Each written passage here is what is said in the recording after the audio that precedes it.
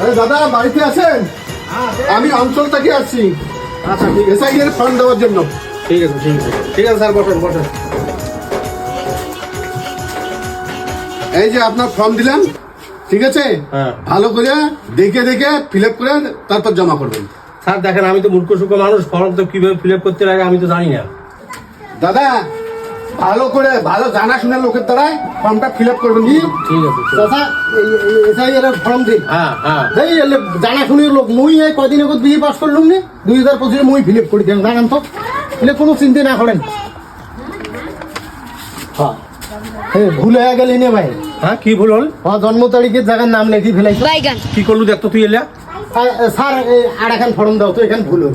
আগেই বলছি যে একজনের জন্য একটাই ফর্ম দেওয়া হয়, দুবার আর ফর্ম কোনো সরকারে দিতে পাবে না। এরা নিয়ে সর্বনাশ। কি করবি এলে?